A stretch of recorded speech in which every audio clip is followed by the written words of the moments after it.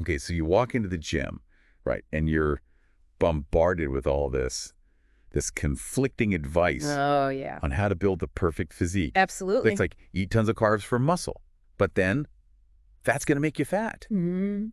So much of it centers around this idea that fat is the enemy and carbs are like the holy grail for gains. Right, exactly. But what if, and I know this might sound kind of crazy, what if that very foundation that so many fitness strategies are built upon is actually holding you back? Yeah, it's really fascinating, isn't it? Because we tend to get stuck in these old ways of thinking. Right. And sometimes it takes a real shift in perspective to unlock a whole new level of results. So today we're going to deep dive into something that challenges that traditional bodybuilding dogma, the metabolic diet. Yeah, and I think a lot of people, when they hear the word diet, they think restriction, deprivation, Yeah. like all of a sudden food becomes the enemy, and that's not what this is about. The metabolic diet is all about working with your body, not against it, and understanding how to manipulate your macronutrients, your fats, your carbs, your protein, Right. to achieve a very specific goal.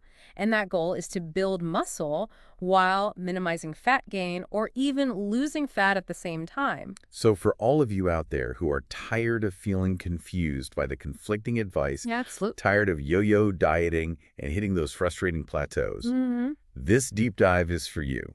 We're going to break down the core principles of the metabolic diet, and we're going to do it based on some pretty incredible resources. All right. 4 of them here. Yeah. Anabolic solution for BBPDF, Okay. anabolic solution for PL.PDF, metabolicdiet.pdf, Right and ahead. radicaldiet30.pdf. Yeah, so we're talking about comprehensive guides here, Yeah. written by people who have been in the trenches, who've worked with countless individuals, and have really refined this approach. Now, our mission today is to give you the knowledge you need to understand how this thing works, how you can potentially benefit from it.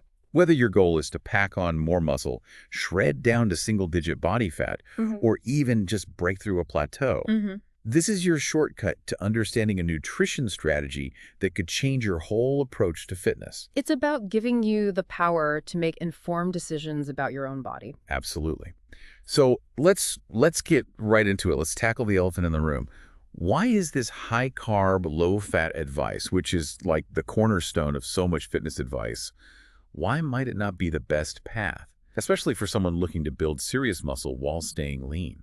Well, one of the things that the sources really highlight is that when you're consistently flooding your body with carbohydrates, especially when you're in a calorie surplus trying to gain muscle, Yeah. it's very easy for your body to store those excess carbs as body fat. It's basic energy balance. Right. If you take in more energy than you burn, your body has to do something with it. Right. It's got to go somewhere. Exactly. And if your body is primed to use carbs as its primary fuel source, then any extra carbs are likely to be converted and stored as fat. Okay, so you bulk up, but you also gain, a significant amount of fat along the way. Yeah.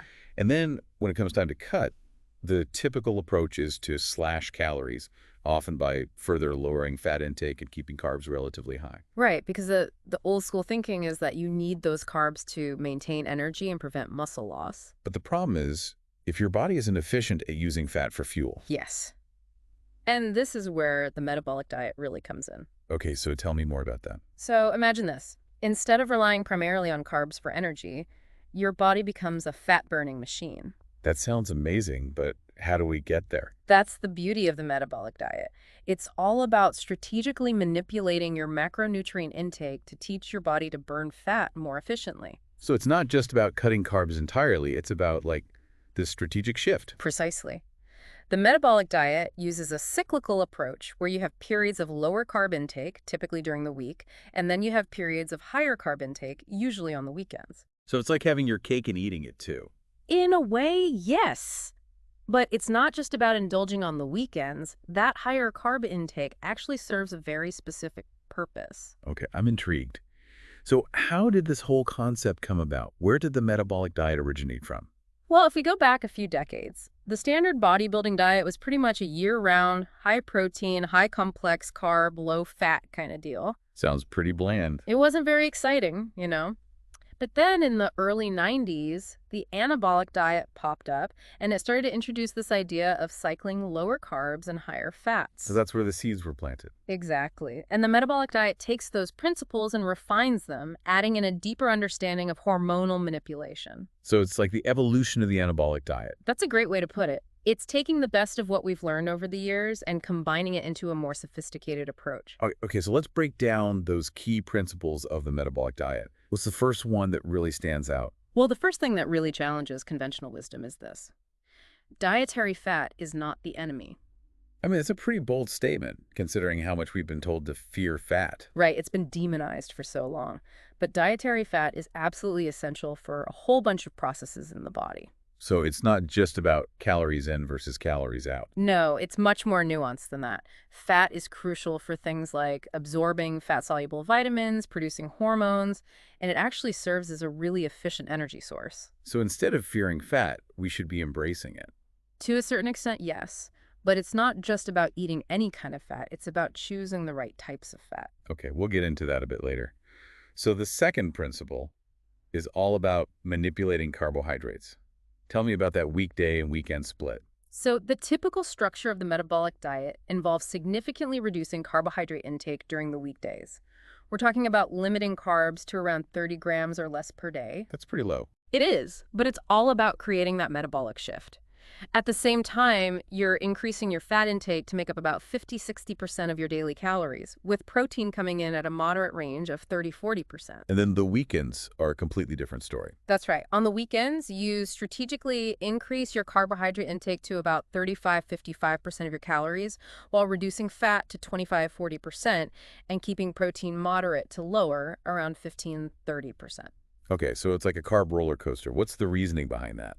That initial lower carb, higher fat phase during the week is designed to really kickstart your body's ability to use fat for fuel.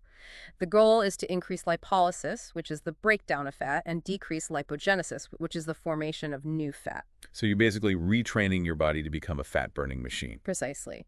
And then those weekend carb loads serve a few important purposes. First, they help to replenish glycogen stores in your muscles, which can make you feel more energized and improve your workout performance. Okay, so it's not just about indulging, there's an actual physiological benefit. Exactly.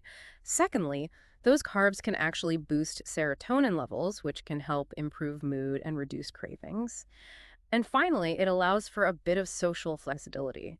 You can enjoy some of those higher carb foods that you might be restricting during the week. So you're not feeling deprived or like you're missing out. Right. But it's important to be mindful and not go overboard with those carbs. Right, moderation is key. So this all sounds great in theory, but what about the real-world implementation? How does someone actually start the metabolic diet? Well, the sources recommend starting with an assessment phase or a strict phase, which usually lasts for the first 2 weeks, although some individuals may find that even 5 days is enough to initiate the metabolic shift. Yeah, During this initial period, you're adhering very strictly to that low carb, higher fat, moderate protein protocol. that sounds pretty intense. What if someone starts feeling really tired during those first 2 weeks? The sources do acknowledge that some people might experience fatigue during this initial adaptation phase. It's important to listen to your body and adjust accordingly. So what should someone do if they're feeling super drained? If the fatigue is mild to moderate, they recommend sticking with it for the full 2 weeks to allow your body to fully adapt. But if it's really debilitating, Then you might consider gradually increasing your carb intake by maybe 30 grams or so until you find a level where you feel more energized. And once you've adapted, you can slowly reduce carbs again to find that sweet spot where you're still promoting fat burning but not feeling completely wiped out. so it's about finding that individual balance. Absolutely. Now, what about those of us who love to eat out? How do you navigate restaurant menus on a low-carb diet? Yeah, that can be a bit tricky. One of the tips from the sources is to be very direct when ordering. So if you're having steak, for example, just tell the waiter, steak, nothing else. That way you're avoiding any hidden carbs that might come with side dishes or sauces. Makes sense. Now, let's talk about fats. We know not all fats are created equal. How does the metabolic diet differentiate between good fats and bad fats? Right. So the good fats, the ones you want to prioritize, are things like essential fatty acids and monounsaturated fats. Give me some examples of those. Essential fatty acids are found in foods like fatty fish, flaxseed oil, and walnuts. They're super important for a whole bunch of things, including heart health, brain function, and even fat loss. So we're talking about omega-3s. Exactly. And then monounsaturated fats are found in things like olive oil, avocados, and nuts. They're known for their heart-healthy benefits. Okay, so those are the good guys. What about the bad fats? The bad fats are the ones you want to minimize or avoid altogether. These include things like trans fats, which are often found in processed foods, and hydrogenated oils. Got it. So it's all about making smart fat choices. Precisely. Now, the sources talk about something called the metabolic index, or MINIDs. What is that, and why is it a better way to track progress than just looking at the scale? So the Midakix is basically a way to measure your body composition, specifically the ratio of muscle to fat. It's considered a more accurate indicator of progress than just looking at your weight or even using BMI. Because BMI doesn't distinguish between muscle and fat. Exactly. So you could be losing fat and gaining muscle, and your weight might stay the same, but your Midakix would reflect that positive change in body composition. Interesting. So how do you calculate the MIBIDEX? It involves a formula that takes into account your weight, height, and body fat percentage. Sounds a bit complicated. It's not too bad, and there are online calculators that can do it for you. Oh, okay. So what about calorie targets? Where do you start with the metabolic diet? They recommend starting with a daily calorie intake of around 18 times your body weight. And that's just a starting point. Right. The goal is to find your individual maintenance calorie level, which is the number of calories you need to maintain your current weight. Okay, so it's about figuring out what works best for your body. Now, what about fiber? With such a big shift in macronutrients, is fiber intake something to be concerned about? Yeah, they do emphasize the importance of fiber, especially during that initial low-carb phase. And how do you make sure you're getting enough? They recommend incorporating plenty of low-carb, high-fiber vegetables into your diet. And if you're still struggling to hit your fiber goals, a fiber supplement might be helpful. Okay, so fiber's not forgotten. Now, those first few weeks of the metabolic diet, they sound like they can be a bit rough.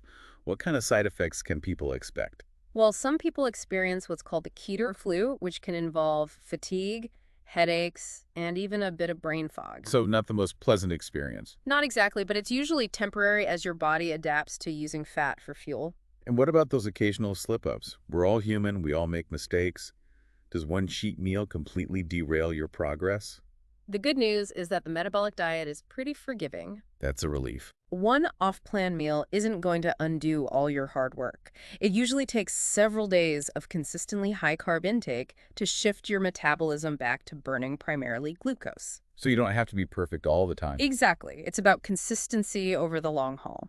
Now, the sources also talk about the importance of customization and experimentation. What do they mean by that? They emphasize that everyone's metabolism is different, and what works for one person might not work for another. So they encourage you to experiment with different ratios of protein, fat, and carbs to find what works best for your body. So it's not a one-size-fits-all approach. Not at all. It's about becoming a student of your own body and figuring out what makes you feel and perform your best. Now let's talk about supplements. Are they a necessary part of the metabolic diet? The diet itself is designed to be effective without supplements. However, they do mention that certain supplements can potentially enhance your results. Like, They talk about things like essential fatty acid supplements, joint support supplements, and even supplements that are marketed towards boosting growth hormone and testosterone levels. okay, so supplements are seen as an optional add-on. Exactly. If you're already getting all the nutrients you need from your diet, then supplements might not be necessary. But if you're looking for an extra edge, they can be worth considering. Now, exercise is obviously a crucial component of any fitness journey. How does it fit into the metabolic diet? Exercise is absolutely essential for maximizing the benefits of the metabolic diet. What types of exercise are recommended? They recommend a combination of resistance training and cardiovascular exercise. What are the specific benefits of each? Resistance training helps to build muscle mass, which is key for boosting your metabolism and promoting fat burning. And cardiovascular exercise helps to improve heart health and increase your overall calorie expenditure. So it's a synergistic approach. Right. The combination of diet and exercise is what really drives results. Now, let's be honest, dieting can be mentally challenging. Are there any tips or strategies from the sources that address the psychological aspects of sticking to a diet? Yeah, they talk a lot about the importance of mindset and motivation. They emphasize the need to find a way of eating that you can sustain long term, and that means finding foods that you enjoy and that fit into your lifestyle. So it's not about deprivation, it's about finding a sustainable approach. Exactly. They also talk about the importance of setting realistic goals and focusing on progress, not perfection. So it's okay to have an off-plan meal here and there, as long as you get back on track. Right, it's all about finding that balance. Now, what about the maintenance phase? Once you've reached your goals, how do you transition off the metabolic diet? They recommend gradually increasing your carbohydrate intake until you find a level that allows you to maintain your weight and body composition. So it's not about staying on the diet forever. No. The goal is to find a way of eating that you can sustain long term. And that might mean incorporating some of the principles of the metabolic diet into your regular eating habits. Okay, so it's about finding what works for you. Precisely. And finally, they talk about something called the metabolic diet set point. What does that mean? The metabolic diet set point is basically the lowest level of carbohydrate intake that you can sustain while still maintaining optimal body composition and performance. So it's like finding your carb sweet spot. Exactly. And it can take some time to find that point. It's not something that happens overnight. So to wrap things up, what are the key takeaways from our deep dive into the metabolic diet? The metabolic diet challenges conventional wisdom about fat and carbs. It utilizes a cyclical approach to macronutrient intake, emphasizing fat as a primary fuel source during the week, and incorporating strategic carb refeeds on the weekends. So it's not about fearing fat or demonizing carbs. It's about understanding how to use them strategically. Exactly. And the goal is to optimize your body's hormonal environment to promote muscle growth and fat loss. So for anyone listening who's been struggling to achieve their physique goals, the metabolic diet might be worth exploring. It's definitely a different approach, but it's backed by science, and it's helped countless people transform their bodies. And maybe, just maybe, it could hold the key to unlocking your fitness potential too. So go out there, do your research, and see if the metabolic diet is the right fit for you. You might just be surprised at what your body is capable of. Absolutely. There's always something new to learn and explore in the world of fitness and nutrition. And who knows, maybe the food you've been told to avoid are actually the missing piece of the puzzle. Food for thought, right? Yeah. Absolutely.